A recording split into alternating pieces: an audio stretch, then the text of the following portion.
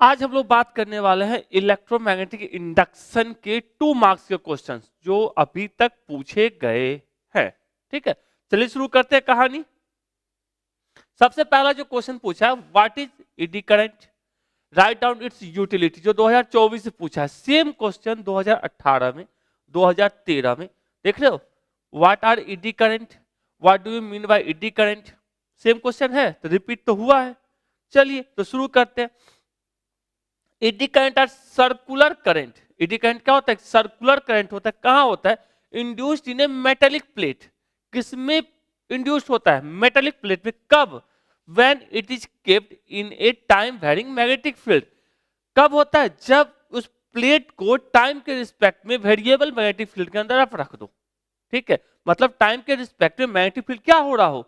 Change हो रहा होगा, तो उस प्लेट के ऊपर एक सर्कुलर करंट जनरेट होगा, जिसे हम लोग क्या कहते हैं? एडी करंट कहते हैं। कितना आसान सा है।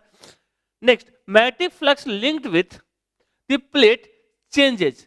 प्लेट के साथ जो मैग्नेटिक फील्ड लिंक रहेगा वो क्या करेगा? चेंज करेगा। जिससे क्या होगा? So the induced current is setup. जिसके कारण क्या होगा? उस प्लेट के अंदर इंड्यूस्ड करंट जनरेट हो जाएगा, सर्कुलर करंट जनरेट होगा। इसी को हम लोग क्या कहते हैं? Eddy current. ओके, अब इसके यदि यूजेस की बात करें तो ऑटोमोबाइल स्पीडोमीटर के अंदर हम लोग किसका यूज करते हैं? एडी करंट का यूज करते हैं। कह सकते हैं अप्लाइंग मैग्नेटिक ब्रेक के अंदर, मैग्नेटिक ब्रेक जो होता है ना, उसके अंदर भी हम लोग एडी करंट का यूज करते हैं। और एनर्जी मीटर के अंदर ऐसा वाला देखो, ये है मैग्नेटिक ब्रेक, इसमें भी हम लोग यूज करते हैं। यह है एनर्जी मीटर। पहले बाबा आदम के जमाने में, कभी शायद आप लोगों से मैक्सिमम लोग नहीं देखे होंगे, कमेंट करके बताइए कितने लोग ये वाला मीटर देखे हो। ओके, तो इस मीटर के अंदर भी एडी करंट को ही यूज किया जाता था।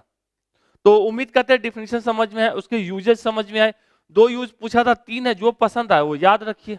ओके, चलिए नेक्स्ट स्क्रीनशॉट लेते जाना है। नेक्स्ट कह रहा है, Lenz law follows the law of conservation of energy. ये 2023 में पूछा था। सेम कब पूछा? 2019 में। सेम कब पूछा? 2018 में। तो रिपीट 2023 में भी हुआ था। तो कह सकते हैं क्या क्या है? What Lenz law follow the law of conservation of energy. Len's law of electromagnetic induction follow the principle of conservation of energy. How can you tell that Len's law is consequence of principle of conservation of energy? Same चीज। इसलिए बार बार आपको हम कहते हैं कि मेरे बहादुरों, question bank को घोर के पी जाओ। मतलब इतना पढ़ो कि सारा का सारा दिमाग में फिट हो जाए, कि कम से कम बढ़िया सा नंबर लेके आइए। ठीक है, चलिए समझते हैं कैसे। अब होता क्या है इसमें, एकदम प्यार से समझेंगे। जो ही आप मैग्नेट के नॉर्थ पोल को कॉइल के पास लेके जाओगे तो क्या होगा? जो कॉइल अपना होगा वो क्या करेगा? उस साइड, ठीक है, इसको अपोज करने के लिए, मतलब ये मेरे पास नहीं आए, तो वो क्या करेगा? नॉर्थ पोल जनरेट करेगा उस साइड। यदि आप इसको दूर लेके जाते हो, किससे? कॉइल से, तो क्या करेगा? ये साउथ पोल जनरेट करेगा। ठीक है, तो जब आप पास लेके जा रहे हो तो वो क्या कर रहा है? नॉर्थ पोल को यदि पास लेके जा रहे हो तो नॉर्थ पोल ही जनरेट कर रहा है उस साइड से। तो क्या होगा? अब नॉर्थ पोल, तो यदि पास लेके आएंगे तो क्या करना पड़ेगा? आपको कुछ वर्क करना पड़ेगा ना।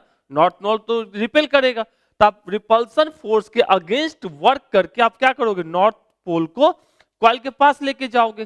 तो आपको वर्क करना पड़ा, जिसके कारण क्या हो गया? वहां पे ईएमएफ इंड्यूस हुआ। उसी तरीके से जब आप कॉइल से दूर लेके जाते हो नॉर्थ पोल को क्या करें? कॉइल से दूर लेके जा रहे हैं, तो उस टाइम में कॉइल क्या करेगा?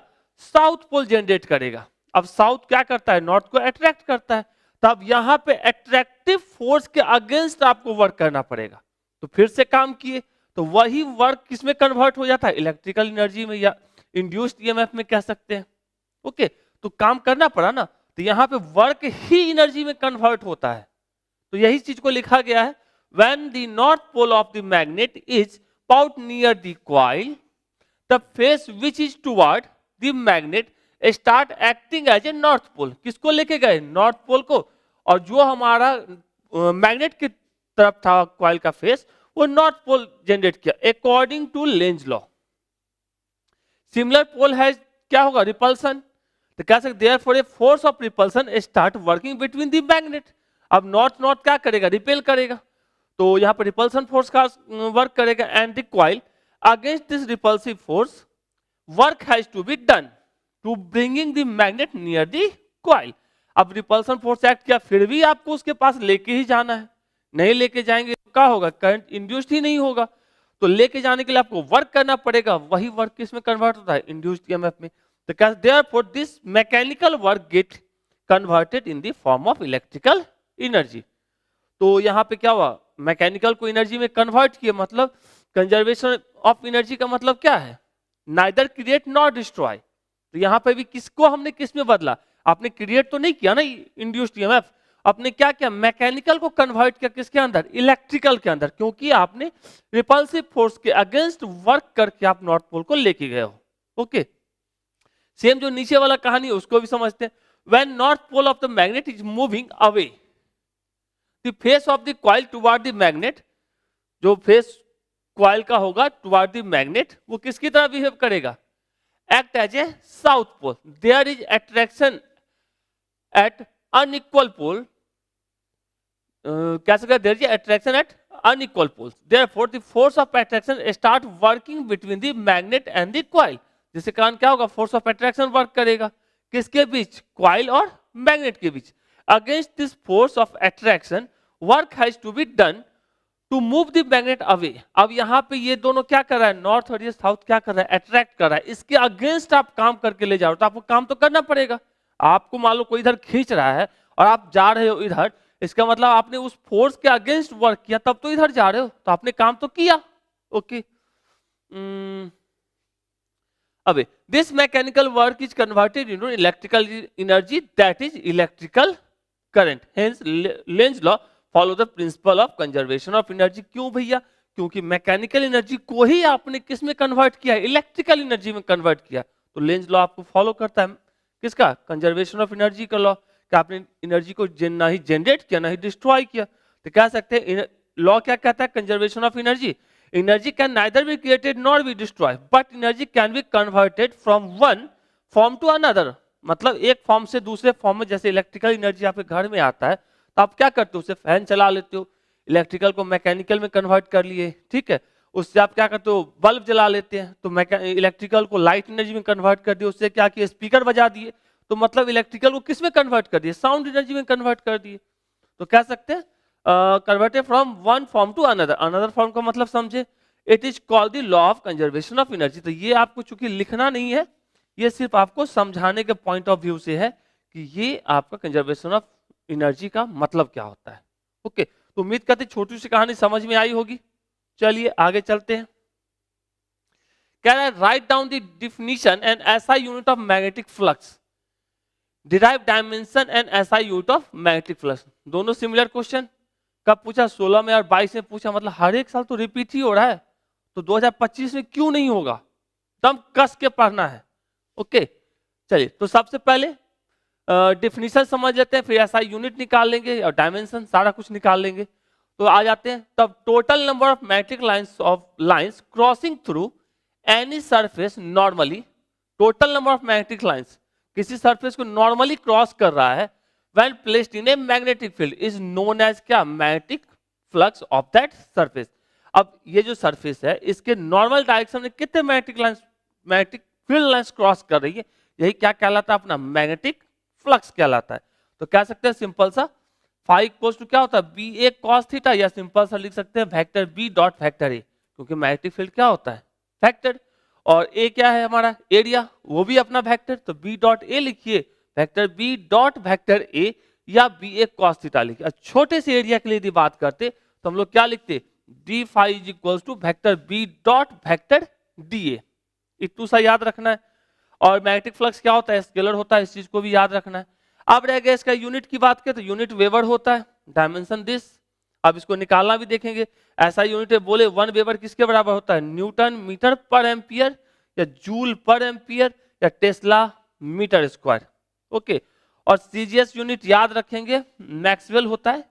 इस क्वेश्चन के अकॉर्डिंग तो इतना नहीं लिखना था आपको, कुछ और भी पूछे तो बनना चाहिए, ठीक है। और 1 वेबर इक्वल्स टू 10⁸ मैक्सवेल होता है। मैक्सवेल कौन सा यूनिट है, सीजीएस यूनिट है। ओके, अब चलिए इसके डायमेंशन को, यूनिट को, ये वाला जो यूनिट है और ये वाला जो डायमेंशन है इसको निकालना सीखते हैं, क्योंकि यहाँ पे क्वेश्चन में क्या है ना, derive dimension and SI unit of magnetic flux, इसको भी तो करना पड़ेगा। तो चलिए, अपना ऑलरेडी यहाँ पे डायमेंशन लिखा हुआ है, यूनिट लिखा हुआ है। तो magnetic flux phi equals to क्या जानते हैं, बी ए कॉस जानते हैं। अब फाई का हमको निकालना है, मैग्नेटिक फील्ड के लिए सिंपल से याद तो ऐसे रहने वाला नहीं है, तो याद होगा मैग्नेटिक फील्ड के लिए हम लोग निकाले थे क्या था formula, Q V B is equals to क्या था अपना, M into sorry Q into E. Q V अपना क्या होता है, मैग्नेटिक फोर्स, पिछले वाले चैप्टर में नहीं इसी चैप्टर के अंदर, और क्यू इंटू ई क्या होता है, इलेक्ट्रिक फोर्स, दोनों तो फोर्स ही है। तो यहां से हम लोग निकाल सकते हैं क्यू से क्यू साफ, तो बी इक्वल्स टू लिखते तो क्या लिखते, ई बाई भी, अपने को भी याद नहीं रहता है, ई का हो सकता है न्यूटन पर कूलम, और भी क्या होती थी वेलोसिटी, तो लिख सकते हैं सिंपल सा 1/v मतलब मीटर पर सेकेंड, तो इसका हम लोग लिखते हैं newton second coulomb metre. Okay, लिखा जा सकता है। ओके, तो बी का कितना निकल गया, newton second coulomb metre. Area क्या होता है, मीटर स्क्वायर, तो ये से ये साफ, तो क्या बच गया, न्यूटन सेकेंड और यहां से मीटर पर कूलम। अब इसको और चाहिए तो और हम लिख सकते हैं, इसको लिख सकते हैं न्यूटन मीटर इंटू सेकेंड को इस साइड, और कूलम क्या होता है, याद होगा कभी पढ़े थे, I equals to Q by T, तो क्यू इक्वल्स टू क्या होता है, आई इंटू टी, तो यहां से आई तो आई है तो आई में ही लिखे है ना। चलो एम्पियर को, करंट का एम्पियर और टाइम का क्या होता है सेकेंड, ये सेकेंड से ये सेकेंड साफ, तो क्या मिल गया अपने को, न्यूटन मीटर पर एम्पियर, तो न्यूटन मीटर पर एम्पियर। तो ये क्या निकल गया अपना, इसका यूनिट डिराइव कर लिए। अब इसके डायमेंशन की बात करते हैं, तो यूनिट क्या निकाले हैं, न्यूटन मीटर पर एम्पियर, तो डायमेंशन क्या हो जाएगा, न्यूटन का होता है M L T minus 2, metre का हो जाता है एल, और एम्पियर का क्या हो जाता है, सिंपल सा एक टर्म में लिखा तो एम्पियर के लिए यही लिख लेते हैं, ये अपना हो जाएगा M L two T minus 2 A minus 1, M L two T minus 2 A minus 1। तो उम्मीद करते हैं डिराइव कैसे किए, किस फॉर्मूले को यूज किए, आप फॉर्मूला लिए मैग्नेटिक फील्ड का, साइड में निकाल के अपना, यदि याद है तो अच्छी बात है, नहीं याद है तो साइड में इस वाले फॉर्मूला से क्यू भी फोर्स का फॉर्मूला होता है, क्यू इंटू इलेक्ट्रिकल फोर्स का, और क्यू भी मैग्नेटिक फोर्स का, उससे हमने ऑलरेडी पहले भी बताए हैं, न्यूटन सेकेंड पर कूलम मीटर हमने निकाल लिया, उसको लाके यहाँ पुट कर दिया, एरिया का मीटर स्क्वायर होता है, कॉस थीटा का कोई यूनिट या डायमेंशन नहीं, तो 1 लिख लिए, सबको सॉल्व किया, न्यूटन मीटर पर एम्पियर आ गया अपना। अब डायमेंशन निकाल, तो डायमेंशन निकाल लिए। तो उम्मीद करते हैं समझ में आया। तो बाजू में एक छोटू सा है ऐसे वाला लाइक का बटन, उसको पक्का वाला दबा दीजिए, ठीक है, अच्छा लगता है, भावनाओं को समझिए। चलिए ये हो गया अपना। चलिए नेक्स्ट क्वेश्चन की बात करते हैं, what do you mean by mutual induction. Mutual induction क्या होता है, एकदम कब पूछा, 2020 में पूछा है। तो देखो एक अपने पास प्राइमरी कॉइल है, ठीक है, इसमें यदि आप करंट की वैल्यू को चेंज करोगे तो करंट की वैल्यू को चेंज होने के कारण क्या होगा, उसमें फाई की वैल्यू चेंज होगी, और उस वेरिएबल मैग्नेटिक फ्लक्स के अंदर यदि किसी दूसरे कॉइल को आप ले आओ तो उसमें क्या होगा, करंट इंड्यूस्ड हो जाएगा, मतलब करंट जनरेट होगा या ईएमएफ जनरेट होगा। इसी फेनोमेनन को क्या कहते हैं, म्यूचुअल इंडक्शन।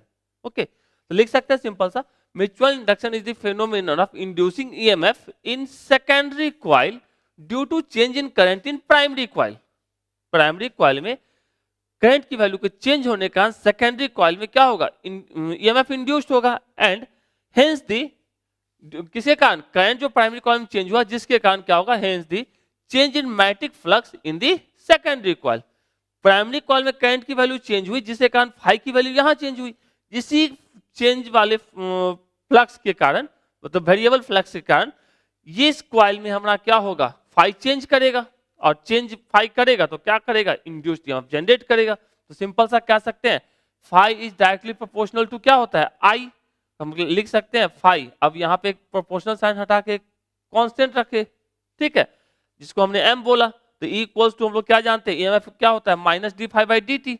और डी फाई सिंपल सा फाई की जगह पे एम आई रख दो तो एम क्या हो जाएगा, कांस्टेंट है बाहर आ गया, D I by D T. तो ये वाले फॉर्मूले को ऑलरेडी पहले भी यूज किया ऑब्जेक्टिव वाले में, तो हो जाएगा सिंपल सा ईएमएफ का फॉर्मूला क्या हो जाएगा, minus M D I by D T. Okay, तो अब इसके एसआई यूनिट की बात करें तो एसआई यूनिट क्या होता है इसका, हेनरी, कई बार पूछा भी ऑब्जेक्टिव में। और 1 हेनरी जो होता है 1 Newton metre per ampere square या वेबर पर एम्पियर के बराबर होता है। इसके डायमेंशन की बात करें m1 l2 t minus 2 a minus 2, तो इसको ध्यान में रखना है। ऑलरेडी इसका निकालना चाहोगे इजिली निकाल सकते हो, यहाँ पूछा तो नहीं है आपको निकालने के लिए, तो ठीक है, तो याद रखना अच्छी बात है। नहीं याद है तो सिंपल सा ईएमएफ का क्या होता है, वर्क अपॉन चार्ज, एम का निकालना है। ये सब किसका है, म्यूचुअल इंडक्शन एम का। तो एम इक्वल्स टू क्या, D I by D T. आप दाया बाया करके निकाल सकते हैं, इतने तो टैलेंटेड जरूर हैं आप। और इसी म्यूचुअल इंडक्शन के ही फिनोमेनन का यूज किया जाता है ट्रांसफॉर्मर के अंदर। ये याद रखेंगे, ऑब्जेक्टिव में पूछा जाता है कि म्यूचुअल इंडक्शन किसमें, ट्रांसफार्मर जो वर्क करता है वो म्यूचुअल इंडक्शन के फिनोमेनन पर ही बेस्ड होता है। तो इसका यूनिट याद रखेंगे, म्यूचुअल इंडक्टेंस मतलब एम का यूनिट क्या होता है, हेनरी, और सेल्फ इंडक्टेंस का भी यूनिट हेनरी ही होता है, ये भी याद रखना, ऑब्जेक्टिव में लिखे हैं। तो चलिए नेक्स्ट पे चलते हैं। क्या है, when a magnet is moving toward the suspended wire loop as show in the figure. एक वैसा फिगर दिया हुआ था क्वेश्चन बैंक में, तो फिगर है, ठीक है।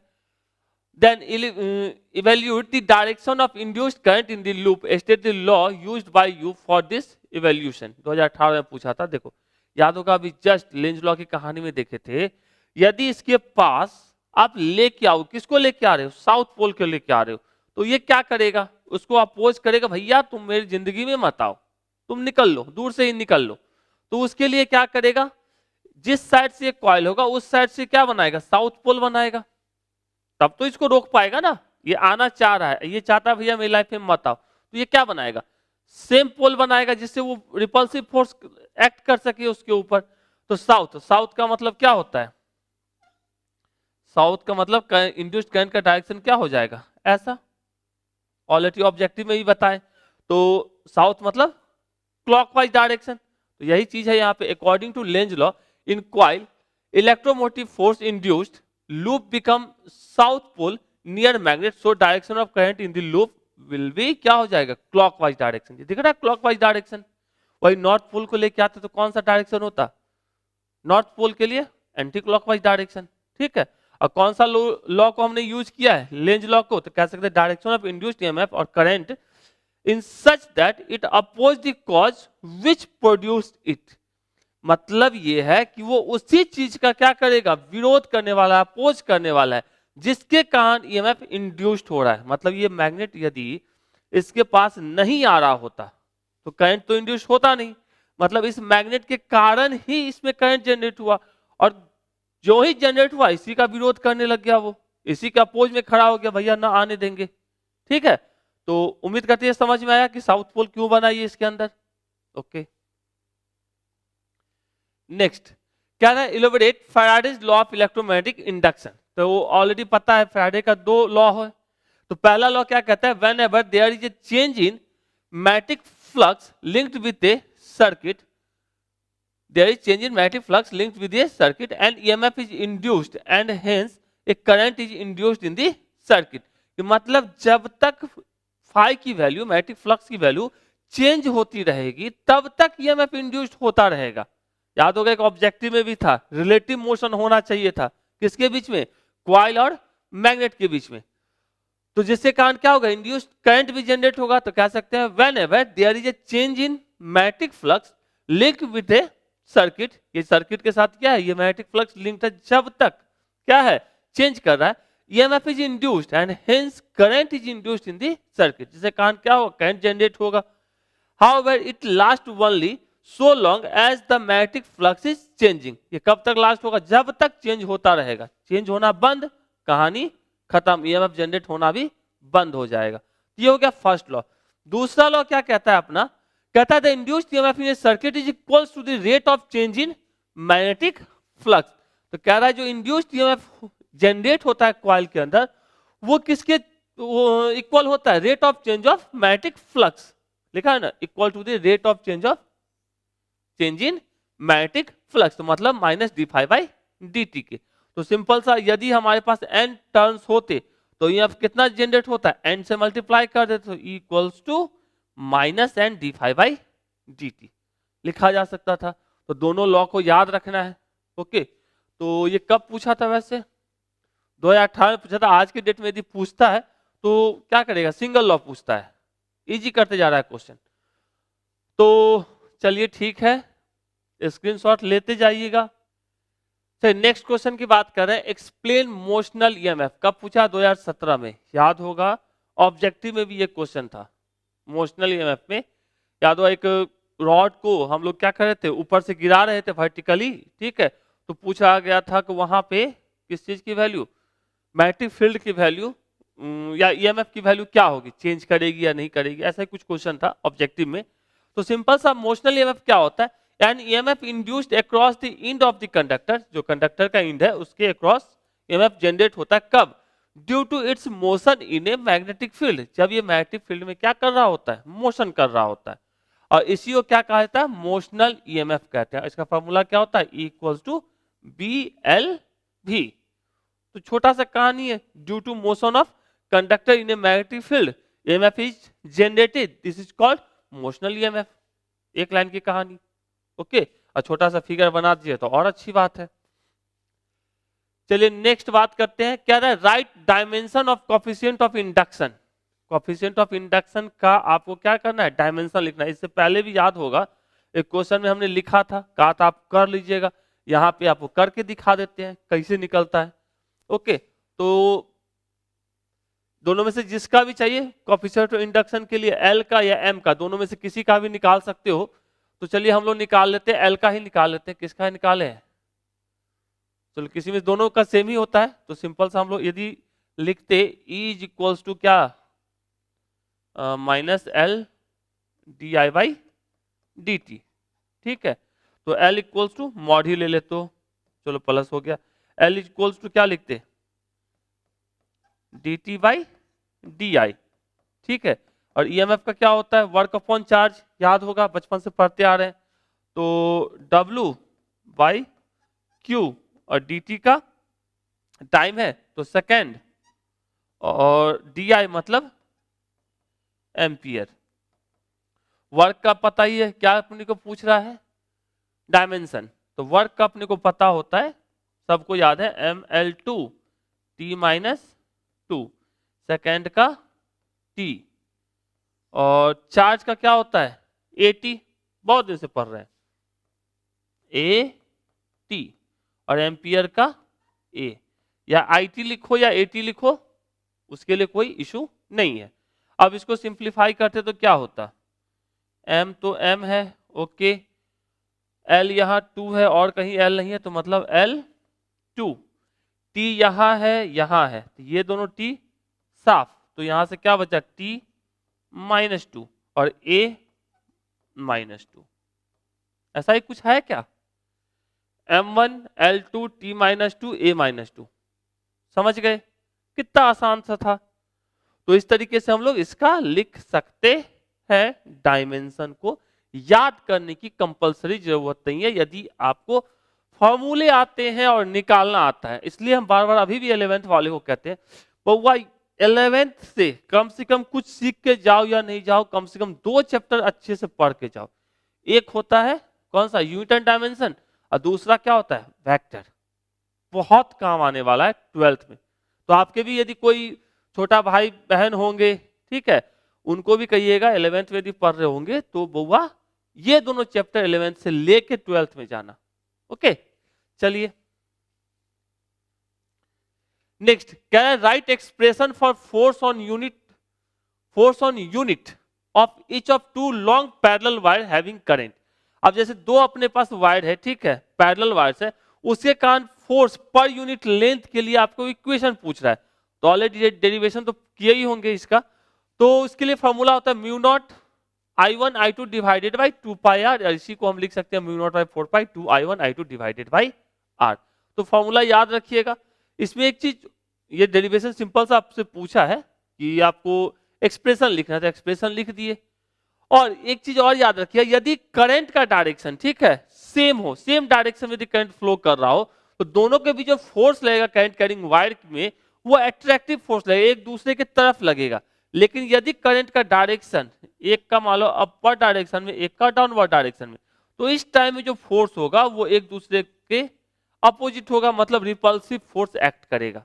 ये दोनों टर्म को याद रखेंगे। तो एक्स्ट्रा में समझ लो, extra when current is passing in same direction, ठीक है, देखो उसमें फोर्स का फिगर क्या है, एक दूसरे की तरफ है, तो कह सकते हैं the conductor experience force toward each other and hence attract each other. पहला वाला एक दूसरे की तरफ लगाएगा और अट्रैक्शन दिखाएगा। उसी तरीके से when current is passing in opposite direction, नीचे वाला जो अपोजिट डायरेक्शन में है, the conductor experience force away from each other. दोनों का डायरेक्शन क्या है, एक दूसरे से अवे है, तो away from each other and each other and hence repel each other, जिसके कारण क्या करेगा, एक दूसरे को ये रिपेल करेगा।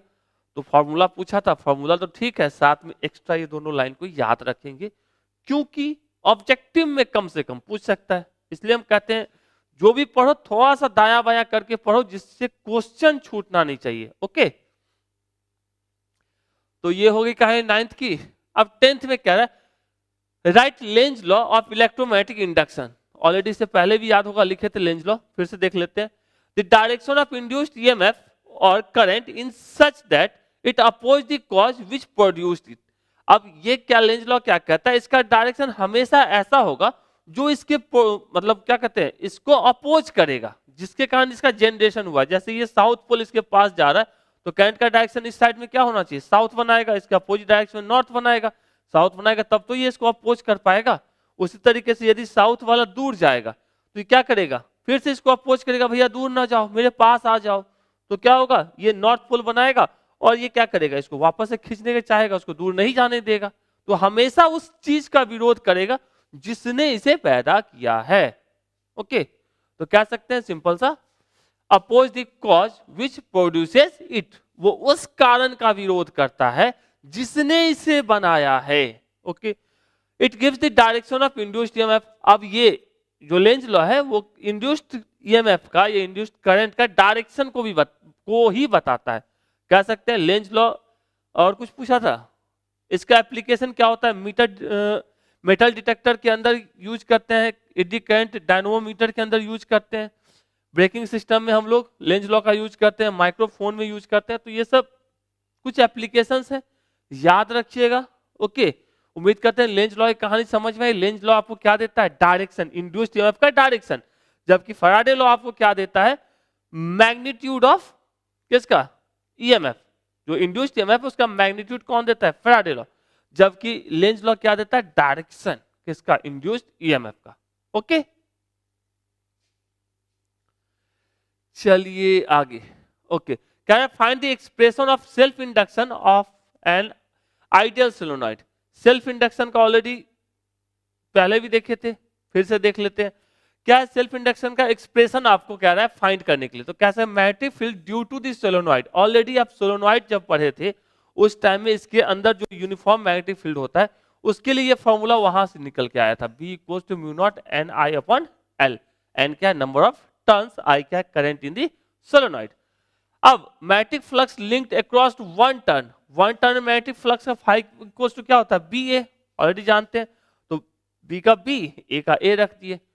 अब magnetic flux linked across N turns of the coil. अब मैग्नेटिक फ्लक्स किसके कारण, एन टर्न्स के लिए हम लोग क्या बोलते हैं, सिंपल सा एन फाई, तो एन से मल्टीप्लाई कर दिए।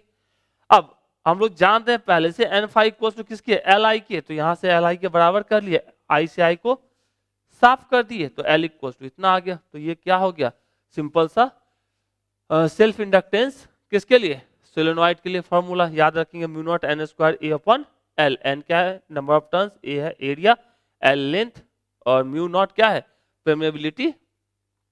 ये सब चीजों को, छोटे छोटे चीजें, इसको याद रखेंगे। छोटा सा फिगर बनाना चाहे तो बना दीजिए, नहीं बनाना चाहे तो मत बनाइए, लेकिन डेरिवेशन लिखना पड़ेगा। चलिए नेक्स्ट। तो इतने क्वेश्चन आपको अभी तक पूछे गए थे, ओके, इलेक्ट्रोमैग्नेटिक इंडक्शन के अंदर 2 मार्क्स के। शायद ही कोई ऐसा होगा क्वेश्चन जो छूट गया हो, चांस नहीं के बराबर है। तो यदि पसंद आया मेरा एक्सप्लेनेशन तो लाइक बाजू में रखा हुआ है, उसको एक बार टच करना होता है, सिर्फ लाइक करके अपने दोस्तों के साथ शेयर करना, कमेंट करके बताइए कैसा लगा, ओके। कोई कंफ्यूजन नहीं रखना है, और जो भी आपके क्वेश्चंस है उसके दाएं बाएं करके थोड़ा बहुत पढ़ते रहिए। मतलब ये नहीं कि जो पूछा उसे पूछी, उसको राइट और लेफ्ट में भी क्या दिया उसको भी पढ़ती। ठीक है, चलिए मिलते हैं फिर अगली कहानी में। Thank you.